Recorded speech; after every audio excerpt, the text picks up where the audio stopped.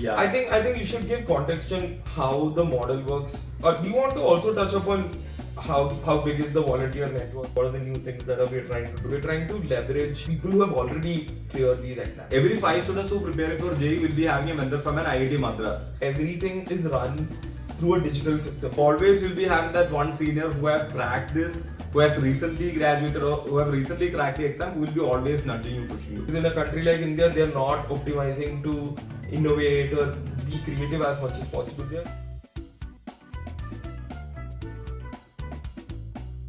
Hi, I'm Shahid. I'm one of the co-founders of OpenGrad Foundation.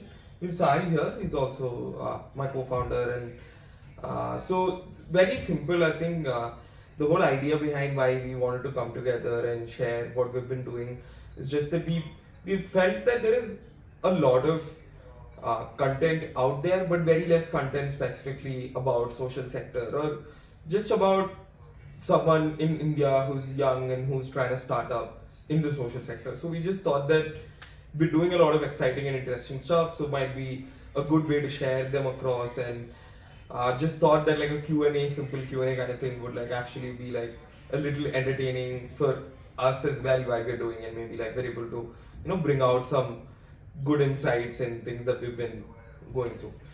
So simple rules. I have a list of questions that I've prepared across, and I'm gonna go through each of them, and then and it's going to be very casual. So the script is just out there so that we don't miss anything important that we want to say.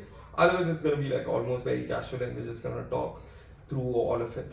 So yeah, I'd love Sahil to start off and also like give a little bit more context on OpenGrad and what we've been doing over the past 18 months. Yeah.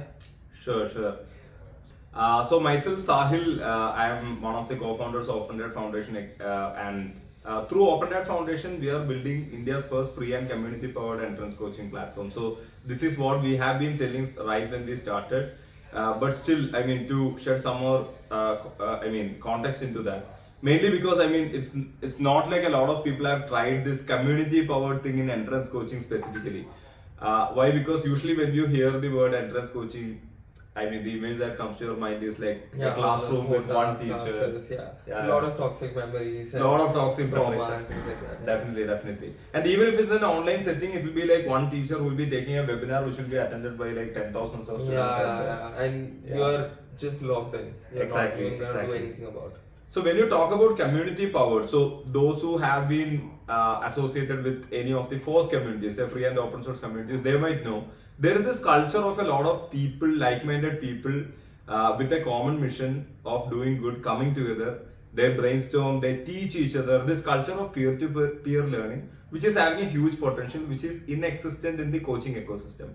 If you are prepared for any entrance coachings and any of the entrances till now, it's like you paying a coaching institute, they delivering you a service, but there is no giving and taking. There is no culture of giving and taking out there in the competitive exam landscape. So that is what we are trying to build with a specific focus on underserved communities, because very recently, since the government has introduced a lot of new entrances, even for relatively privileged people like us who are having the privilege to go to a coaching institution, it has been like very competitive. So think about someone who is going to a government school from say a rural part of the country who want to get into a good college.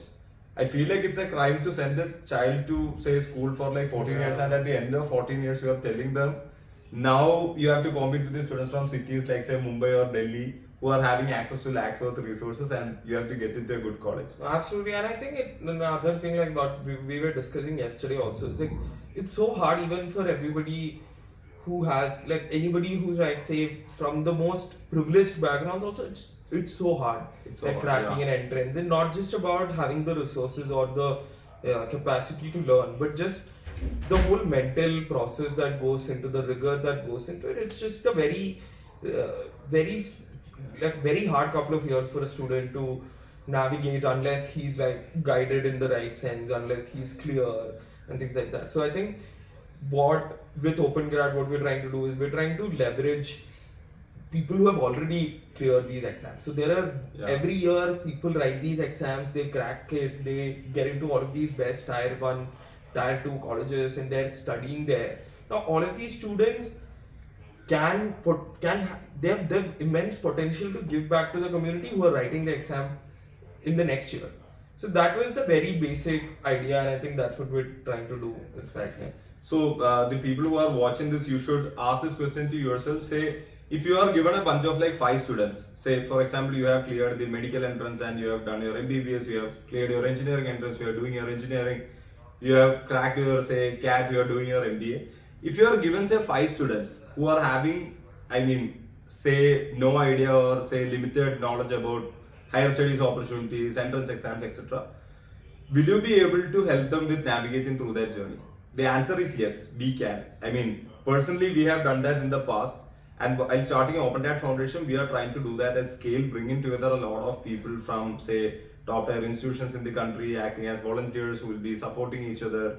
Those people will be getting into colleges, coming back as alumni. I mean, will be again mentoring. Very exciting to see all of this unfold. Like Yeah.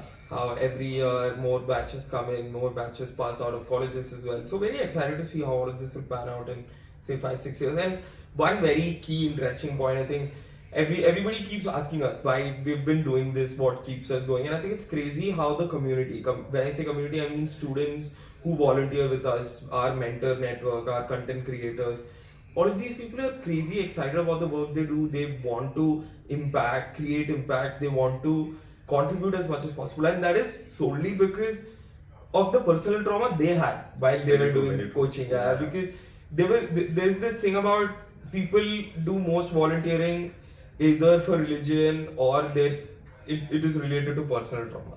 So I think entrances has contributed so much to like a huge like a generation's huge level of like disturbed tour one or couple of years. So I think everybody's ready to give back as well. So I think we're just trying to solve for that. That's so true. I mean, when we are talking to a couple of other volunteer-driven organizations, they have all been talking about how difficult it is for them to source the volunteers. Yeah.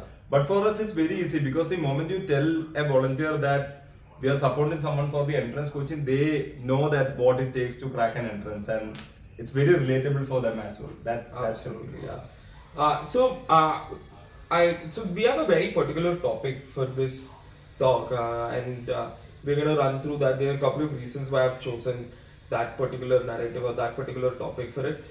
So it's primarily that over the past 4-5 months, we've been running a full-fledged coaching program in 180 plus schools in Tamil Nadu, and we'll get into more details about that. But this is huge. So we're 18 years old.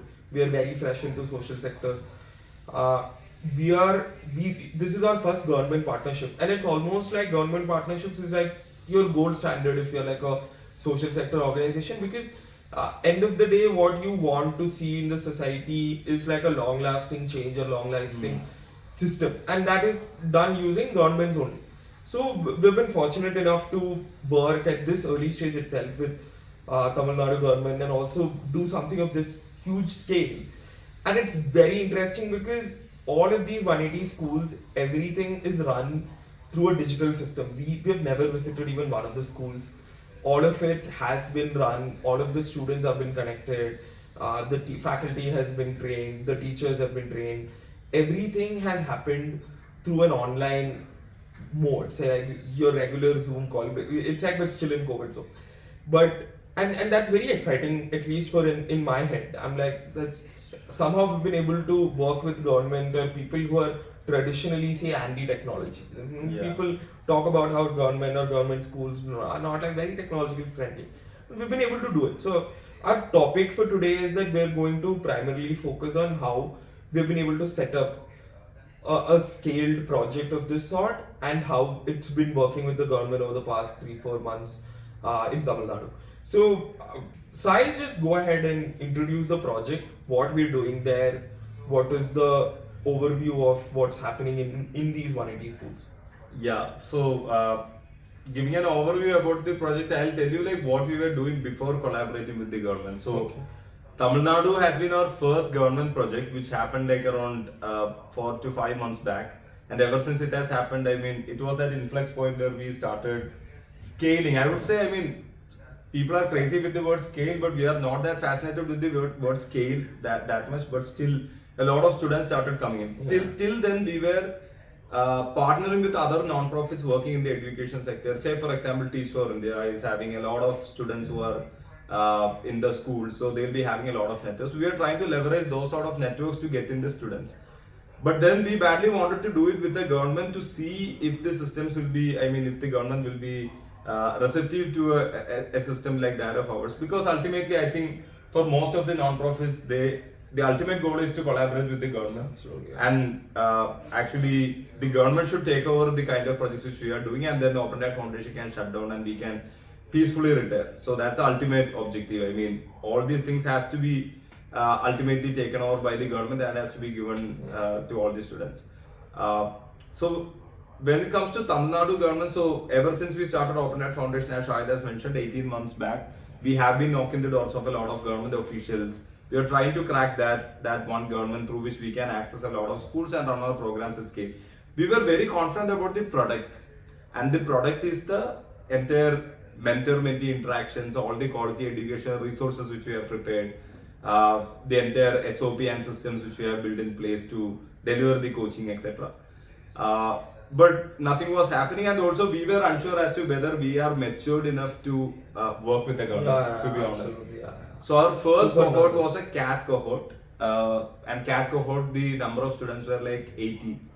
And the results were also crazy, like 47 students, as in 57% cracked into IIMs in the first cohort. Think about that. I mean, Shout out to our cat batch. yeah, CAT batch and mostly the mentors. I think, I mean, obviously, students has to be given maximum credit, but also the mentors.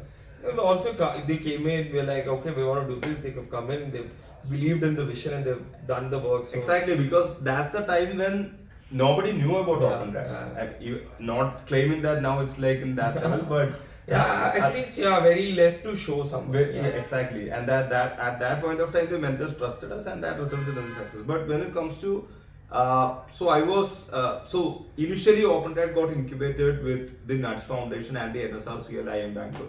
So NSRCL is IIM Bangalore startup incubator, and Nudge Institute is India's one of the biggest social accelerator. So we got into these two programs, we graduated, and then we were thinking, I mean, we'll apply for one more incubator. So each of these incubator bring in different kind of expertise. So some might be good with say fundraising, some might be good with say the academic side of SOP building for the organization. Some might be good with communities and volunteer driven stuffs. So that's when we thought we'll do one more incubator, and we thought we'll apply for Evolve. Yeah. And Evolve, to give a context, is India's only incubator which incubates volunteer driven organizations.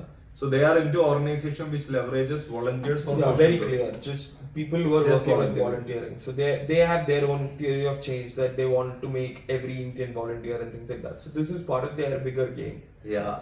And unlike getting into any other incubator, Evolve was having one of the Evolve was the toughest process as well. But like we learned a lot through it. I think I learned a lot of personal lessons also through how rigorous and how systematic the processes were. Like very exciting it was, and we got into Evolve as well. And I think so Evolve is run by India Welfare Trust, and in India Welfare Trust there is Venkat.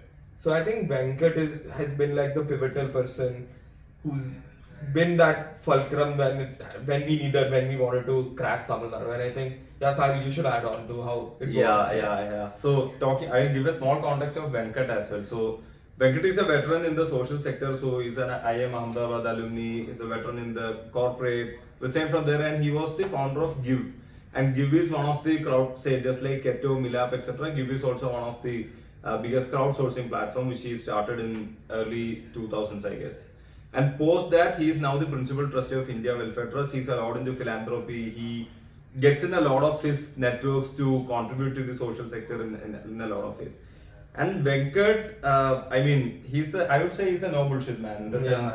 I mean, you can't. No nonsense, just to the point. Just to answer I'm to the scared of point. Venkat, to be honest. Yeah. Exactly. I mean, if there are like MBA people who are watching this video, I would say like the globe thing won't work with Venkat. The moment you start globing, or even he gets a sense that you are planning to globe, then it's gone. I mean, they will be like, I know this stuff. You better tell me like what exactly you want. So that's how our relationship with Venkat have been. It's been around 6 months since we started working with Venkat, and initially it was tough, to be very honest. Like it was very tough to work with Venkat, but he's like having great networks. And one thing in social sector is warm intros always helps. I mean, only warm intros. Yeah, works, I right? think in all sectors, I think network is your network when you're at least starting up and things. I think it opens up a lot of doors. I think you also have to talk to a lot of people. I think that's very crucial. I think that's like bread and butter of the game. So I think Venkat, here comes this man who's like very seasoned in the sector, who's full on crazy dedicated to the work. You have to work now. 3 months into the program, we are also working at a different level, different scale. We are also trying to do things that we've never done. That was the kind of rigor that the whole program brought into our organization. And yeah, Venkat is just like he has this network that can open doors for us, and he was very he opened the Tamil Nadu. Yeah, so I wanted to take our CAT program to the tribal. There is this tribal hostels in Tamil Nadu where the PG students, I mean the students who are studying in colleges do reside, the tribal students. And I wanted to do a CAT program there. Then I got the contact through internet, I guess. I contacted them. And they told like, I don't think the student might match your expectations and things, but I told them like, I'll come to Chennai. So I visited Chennai, and while I was going to talk to the program manager, they told like there is one lady who would like to talk to you. She sort of, I mean, they were having a conversation that I'll be visiting, and they're like, okay, this lady wants to talk to you. I went there, and this lady apparently is one of the PMU. So there is this thing called project management unit in every state governments where they give advices to the governments on a lot of new technology adoptions and things like that. So she was one of the first female PlaceCom members of NIT Suratkal, MD Gurgaon alum, JP Morgan, Times of India, and then now she's a PME out there. And she worked with Venkat for like around 5-6 years, I guess. So when I told like Venkat is mentoring her, she was like, oh, I mean, I have been working with Venkat, and a lot of my work ethic and Archana was telling that, I mean, a lot of the things which she is doing right now, it's because of Venkat, because of the kind of guidance which Venkat has given her. And she listened to her project, and she was like, okay, come, we'll go somewhere. And we got into the car, we straight away met the education department director, we straight away went and met a couple of IAS officers out there. And that day night, I booked my bus back to Bangalore. And then suddenly I got a call from Archana and told like, one other IAS officer want to meet you. Will you be able to stay back? And I'm like, okay, I mean, I'll see. Because it was like 15 minutes before, I mean, the bus was about to take from Chennai. So I'm like, okay, I'll stay for one more day. The next day morning we went, and they were like, why don't you do your volunteer driven model with our tribal schools? And then I'm like, okay, we can do that. I mean, I never expected that. So I was expecting to get like around 4 to 5 students for the CAT program from Tamil Nadu tribal hostels. But suddenly they gave me a project which was like in total around 300 schools. And the scale which we are talking is like thousands of students. So till that point, OpenGrad has worked with max to max like 300-400 students in total across cohorts, including the CAT, IP Math, CUET, all the cohorts which we have conducted. Straight away it's like thousands, and I couldn't say no. But I was still confused as to will we be able to do it? Because with that kind of scale, I thought like we are having like manpower shortage. Yeah, just absolutely massive difference from how we were working before to now. And then obviously we'll be nervous only seeing. So finally I said yes. And it's also government. That was also government, yeah. And we have been knocking the doors of like hundreds of government offices. We have been going to government offices. Yeah, and I think another thing with education is that if you start a commitment, I think anybody starting off in any kind of education business, especially school related, if you're aligned with the schooling, then if you start it, then you cannot end it until the person finishes the class. So if we're committing it at the start, then we cannot be like, okay, now we can't stop providing it, because the game ends it only when you end the academic year. True. So it's like a huge commitment. Yeah. And then you said yes to I said yes. Okay. Yeah, that was it. I mean, that's the starting point. Okay. I said yes, and I came back. Okay. Then it was like, so at that point of time, I actually told them that we have all the mentors ready. But to be honest, I didn't even. So in Tamil Nadu, there's a problem where I mean, in most of the rural India, it's a problem where you need mentors who know the regional language. Yeah. We have a lot of mentor network out there, but none of them are Tamil speaking. Okay. But I already committed that we are having volunteer manpower ready. Obviously, yeah. Yeah. But actually, till you make it. yeah, exactly. But zero mentors out there. So my expectation was I'll go to Tamil Nadu National Law University, I'll talk to the Vice Chancellor, we'll collaborate, we'll get the mentors from there. Then I got the next challenge, which is like the classes has to happen on weekdays.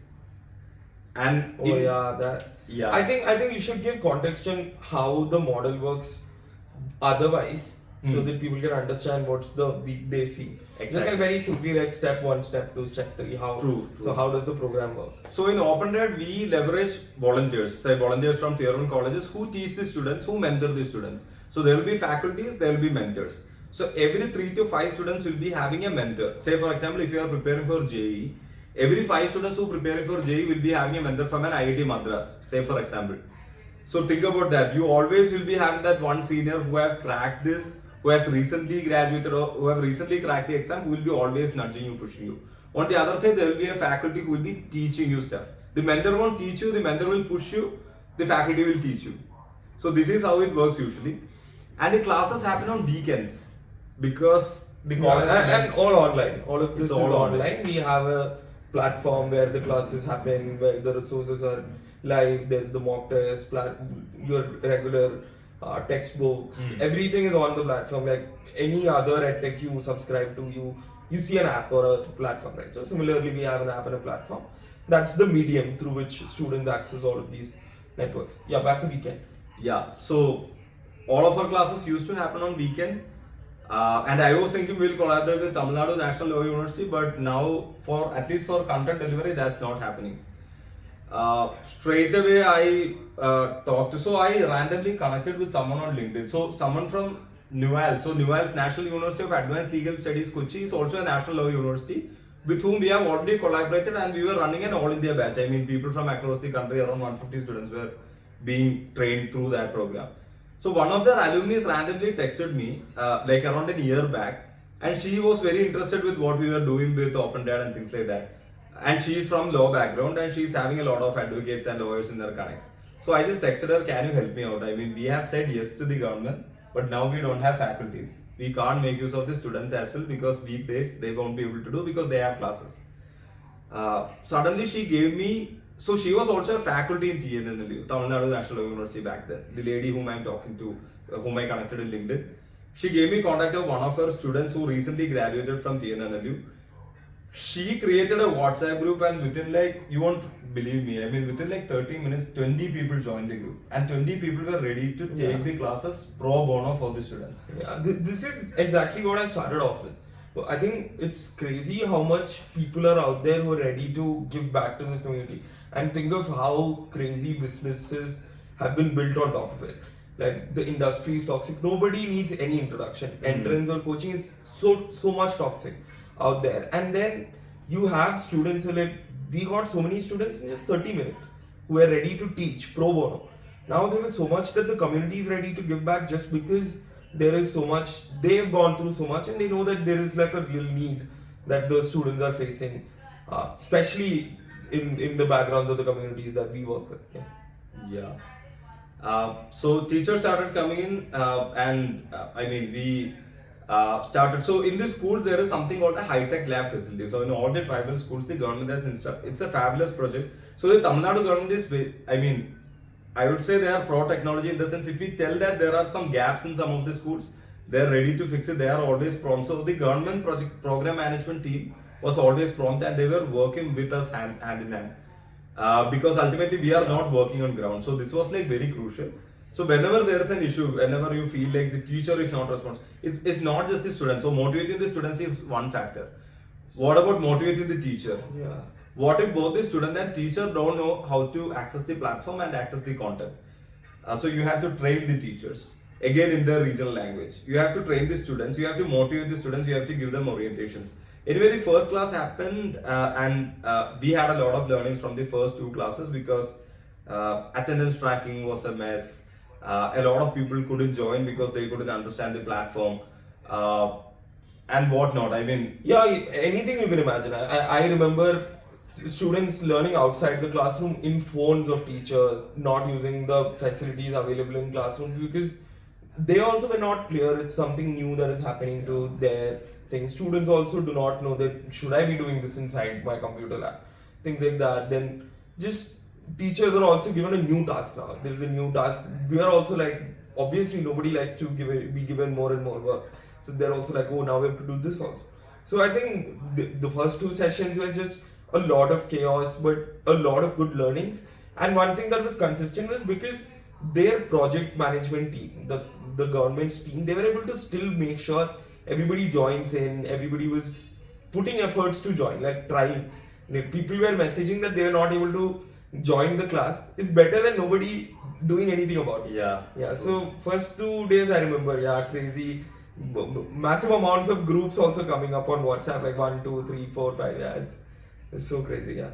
Then on the same day, I got around 40 phone calls from teachers of Tamil Nadu who were speaking to me in Tamil. So I can understand a little bit of Tamil being from Kerala. I mean, I can understand Tamil, but speaking to them back in Tamil, say a conversation which would rather take like 30 seconds would take like 3 minutes for me to like communicate in Tamil, say with my broken Tamil. So I was like, I understood one thing, I can't fix all their issues. And they were coming up with, say, the problems are very simple. For example, I told one of the faculties to use a password, but in the sense like the passwords are case sensitive, right? I mean, they were not able to get that. And I don't know how to explain it in Tamil. Yeah. So that was the kind of problems which are facing. We are also not. We had 0 Tamil native speaking people in our team as well. Still we said yes to the government. Yeah. Yeah. And that day I realized, I mean, we need manpower who can communicate with the school in their regional language in a personal level. So that's when again I thought, now for teaching we can't leverage the Tamil Nadu National Law University volunteers, but for this we can make use of them. So I had connected to one of the students from TNNLU. I shared a form. Name everybody. I think we should Okay, shout so out to everybody who's helped. Yeah, definitely. I mean, it's good to take the names as well. Yeah. So there was this girl called Mimi from Tamil Nadu. So we have been talking about collaborating with TNNLU. She was also very excited about the project and stuff, but it didn't happen mainly because of the weekday weekend clash. But then I told her, can you informally float a form in Tamil Nadu National Law University circles, whether these people can volunteer to make the entire system work. And again, to my surprise, in like one day, 60 people registered in the form. And we conducted an orientation session on the same day. We told them, and we were very transparent with the volunteers as well. We didn't give an impression that we have cracked it all, we have solved it all, we know all things.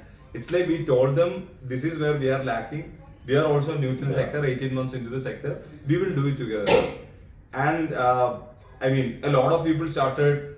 Always in a group, some people will automatically become leaders. I mean, they'll be taking charge of things, they'll be guiding the entire thing. So we have got a lot of leaders who may potentially maybe lead in the upcoming batches as well. And they started coordinating with the faculties. And they were telling them how to use the technology, how to attend the classes. They were interacting with the students in a personal level.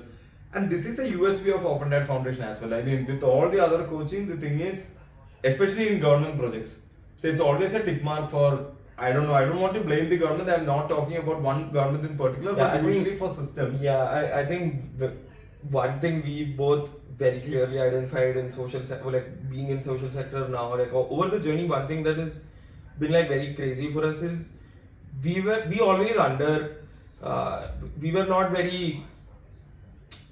underappreciated the government's work always. True that. We were like, government, why is the government not doing this, that.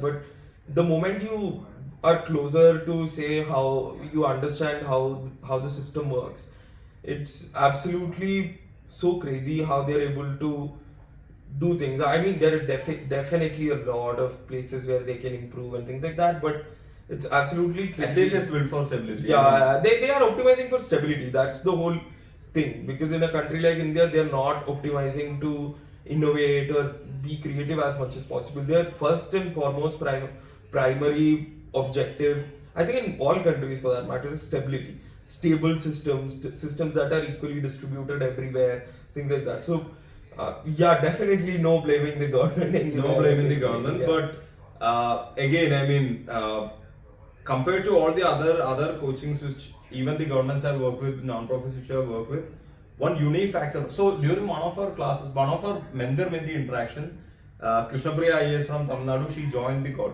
and we didn't expect that. Even I didn't know that. I got to know that after the call when I checked the recording. So she was joining and she was like a silent spectator there. Nobody knew that an IAS officer was on the call. But after the call, she just gave a feedback that, I mean, this is wonderful. Because they were not even addressing them as sir or ma'am. They were calling them akka, Yeah. which is like sister in Tamil, right? So she is like, okay, this is something different. I mean, this is something very unique and different, and this has to scale. This has to happen with And all I the think courses. to put into perspective, think about this. This is now students who were, say, 1 month ago not even preparing or not even preparing for that particular exam, have not even thought about what they want to do.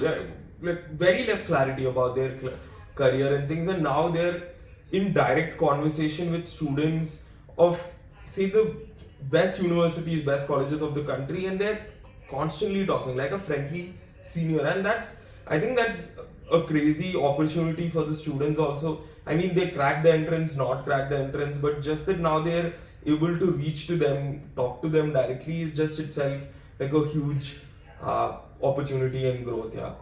I will also tell you one story where a volunteer personally texted me and told like, we allocate schools for the volunteer, right? So the school was near to his home, so he directly went to the school, and so now the batch is being run for the 12th standard students.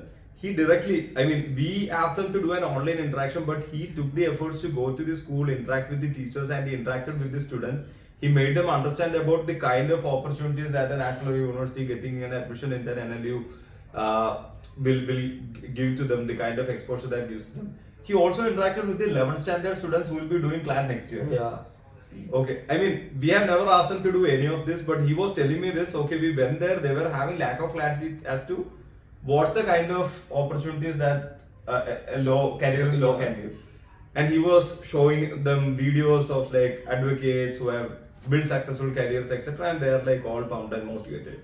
Even with the registration, I would say. I mean, yeah, CLAT registration as well, and the government as well. So every student who's part of OpenGrad's program, the government mandated the teachers to ensure that they register for the exam. The government paid for their registration fees, everything, because that is also a big blocker. I think even it's around 3.5k. 3.5 4k, even for like say urban poor population. Now even for those students, they might afford, it might be affordable for them, but what happens is, for say their competitor who's like in a well-off family, he has say 10 entrances that he's registered for. So now just purely on mental stress or like how many there is no diversification, right? Like everybody talks about finance and your investments and things. Now here this student has put all his eggs into one single basket, and that is just because of how expensive the exam is, registration fees. Like 3,000, when you look at it like that, yeah, it's a okay amount, anybody can pay. But the problem comes at now, how many entrances is the student going to write?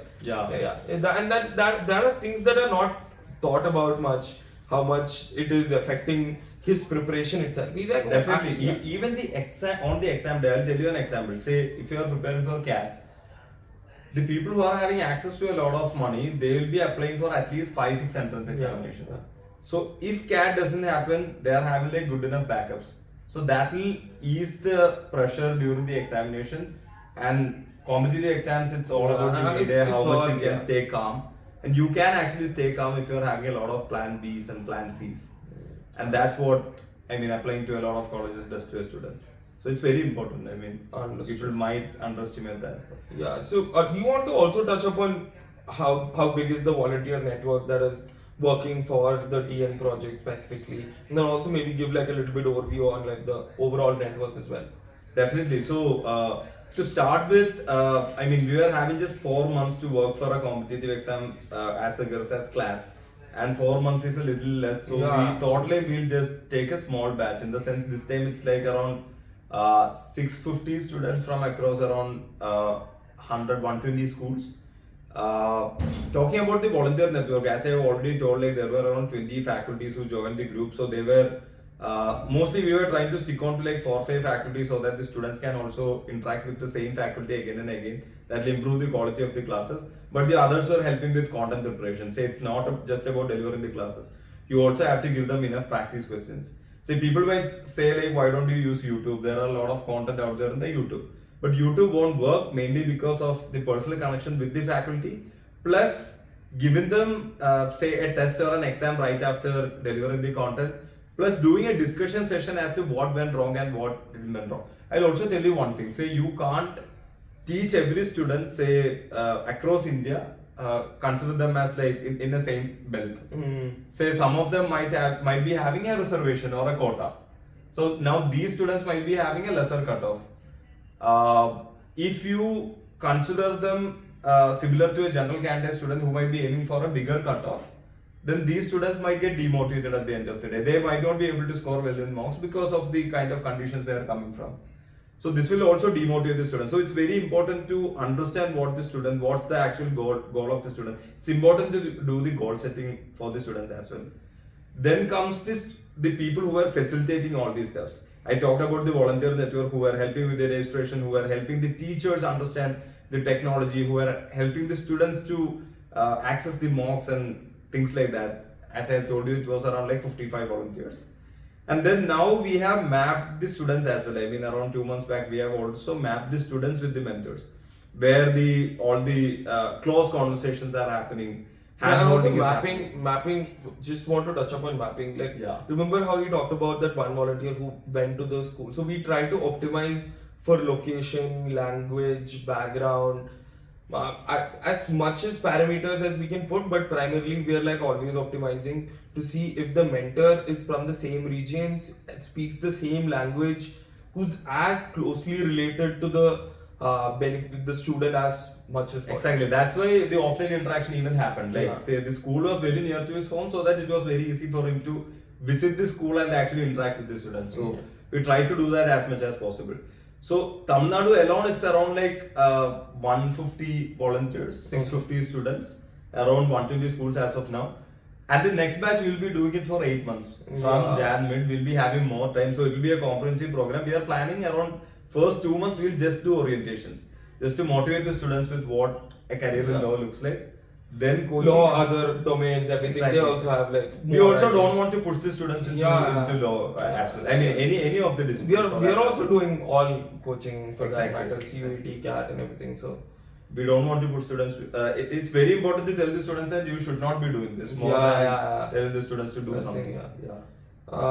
So one thing is that given all of this has been running online, so I know how we've been doing this. What are the kind of tools we're using? So I'll put like a little bit I'll start it off because so now the kind of people we are working with is government teachers who are already in schools doing their regular duty and stuff, so we cannot give them a lot of duty in terms of measuring progress, tracking things that are happening with the student, with the mentors, how's the preparation going, all of those stuff.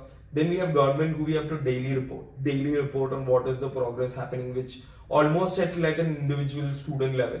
So now, and there are also people who are very busy. You cannot go to the government and be like, show like a big ass, show like a big Excel sheet and then ask them to make sense out of it and things like that. So you always have to find and identify your KPIs, be very clear about what you're trying to optimize at each school, things like that. So talk about how we've been able to like build that whole very thin system, like very thin. I mean thin because very simple. We have kept it very simple, as much as less inputs possible, because of the kind of people and the kind of stakeholders we deal with. So what are the tools we use and how's it been like? Start off with maybe how many WhatsApp groups you're exactly. At least 10 WhatsApp group just for the Tamil Nadu project, the Grad project. I'll tell you why. So when we started OpenGrad Foundation, we were like, we'll be building a lot of tech, we'll be building our own chat platform, we'll be building, say, a volunteer management system, etc. Even though we have built a lot of them, with Tamil Nadu, I thought it's important. So this is also one reason why I thought I'll run the batch myself. So initially we hired an intern from Tamil Nadu who can handle this, but then I was like, so one good thing about OpenGrad Foundation is like maybe because of the lack of funds in the initial period, we have been doing most of the works. I mean, three of the co-founders have been doing most of the works. Hence now, even after getting in employees for OpenGrad Foundation, we know like what exactly to train them. This is very important. I mean, for an organization, even if you get someone, so we have done like a hiring in the initial phase where we had to lay off all the employees. Lay off as in, they were like volunteers who came in, but we understood like even we have to learn a lot of things. But now having hands-on experiences running programs, we can easily scale that. So that's one good thing about OpenGrad Foundation. The founders know inside out every operations happening in OpenGrad Foundation, that if a new employee comes in, it's very easy to handhold them and guide them. And we also have like clear SOPs for that. Same with Tamil Nadu as well. I mean, we started creating WhatsApp groups with the teachers separately, with the headmasters separately, and I mean with the students at out clearance group. Then always the teachers group will be spammed with the photos of the students attending the classes, because they want to show that okay, our students have attended these classes. So then I thought I'll create an announcement group which is at admin only. So whenever we put something important, then there will be like 10-50 photos below that, so that the group will be spammed. So I created an announcement group which will be like a one-way communication where we can send out the important instructions, timelines, timetables, etc. Then there was a technical support group which was created to give them inputs on how to access the platform if they're having doubts related to that, handling that. Regarding the attendance, again, we thought of a lot of crazy AI integrations, chat-based system, but finally we came up with a simple tool. It's like give a code for each of the schools, 001, 002, etc. They just have to type into the chat during the class. And I think it was a huge thing that I think major part of the whole Tamil Nadu tech stack or the tool set was basically just stay grounded, built as simple as possible. Like as simple as possible, reduce like more any fancy thing you want to bring in, no. Because the kind of people, the scale, and also it's easier for us also. I mean anybody who's watching who's trying to build organization, I think it's very easy to get lost in trying to build fancy stuff. Very easy. But the idea is that in most cases you have tools out there. Even if you're trying to build like a huge new platform, there is already tools out there. You just have to maybe in the initial period stitch all of them together, like interface. Build an interface for all of them. But and ideally before you build anything, just you should ideally like build an interface, test out the flow, like be 10 on 10 on the flow, and then proceed to it. I think this is very important. Yeah, I mean, Meher from ThinkerUp has actually told. So initially we were like, we'll build a technology. So people were like, what do you want to build? We want to build a marriage of Unacademy plus Discord plus Telegram plus YouTube plus whatever. And when we were looking for techies, we were looking for, people who can give us advices on technology. And that's when we reached out to Meher from ThinkerUp. So when we were visiting Kochi for a meeting with Nuance, I guess, we met Meher and he told like, so you want to build a marriage of say YouTube, Telegram, Unacademy, all of these are existing as of now. Then why do you want to build something when you don't have a clarity as to what you exactly want to build? Why don't build interfaces and try to fine tune the processes first? Like how people say product market fit, like where the user will come, what will be his actions, what does he do in this platform, how does he use this tool. Until any founder or any builder or anybody who's working on anything, until you're not clear about that, I would say. But I was feeling ashamed to tell people that we are using proprietary tools. But stay against anything development until you fix that. Exactly. Because I think it's like a trap. It's very easy. And for the end user, it doesn't matter if you are having an app, if you have built the biggest of the technology, or if you are using a proprietary tool. What matters is if it works well. Well. In most cases, the end user is happiest with like a simple WhatsApp or like in India's case, WhatsApp is like most preferred everywhere. I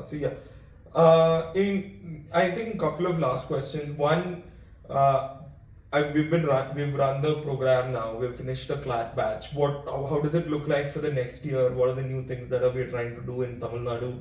And also another any other states that we are trying, like focusing on expanding? Yeah, just touch upon those. I think working with Tamil Nadu now, scaling the program to any other states is very easy. I mean, even now we are trying to work with Karnataka government. We are trying to work with couple of aspirational districts like the Bastar districts in Chhattisgarh, a lot of other districts and state governments as well. Because the SOP, I mean, we are clear about the SOP. Even though there will be a lot of learnings, but the larger chunk of learnings have already happened. I mean, what can go wrong? What are the systems? Yeah, at least at the foundational level, we know that all the states have like at least tribal residential schools or say any other government school for that and matter. they are having say lab facilities and Yeah, internet connectivity. how can we run the classes? Now, how can we source? We can't, because if we do with governments, we can only do weekdays. Yeah. So we will have to source alums or students who've gone out of the college, things like that. I think, yeah. Also, one learning which I'll be trying to implement in the upcoming batches, if we are getting, so this time we only got like 3 to 4 months to train them. So whoever government told us to train, we were training for like 4 months. From the next time, if we are given 8 months, just like how you tell, like if you're given an axe and you are asked to cut the tree, 90% of the time you should spend to sharpen the axe and 10% to cut the tree. Similarly, I'll try to spend at least 50% of the time to ensure that the children actually want to do, say, CLAT or JE or whichever entrance they want to pursue, or they are interested in. Because I mean, this is very easy as well. With our mentor network, it's very easy to talk to the mentor, say on a weekly basis, understand what it takes to be a lawyer or an engineer or a doctor. And you want to be something else that we don't have in our community. We are somehow very connected now through the community that we are almost 100% sure that we'll be able to connect you to somebody who's followed that similar career path and somebody who's ready to help you also. So I think that is one thing we're as an organization we've put like a priority, that we want to take that step 0 and help the students understand what they want to do and like build like context around their career as well. So yeah, Sahil, I think this is very fun talking to you. I think it's first time I'm trying to do something like this, and I've always wanted to. I think there is a lot of interesting things that always comes up in our conversations. There are also things that I think does not come naturally in a conversation until you're prompted in the right way. I think just because I think we should do more of this. Yeah, we should do more of this. I think it's very exciting, and also I think content wins in this age. So I think somehow let's hope that it helps us also down the line.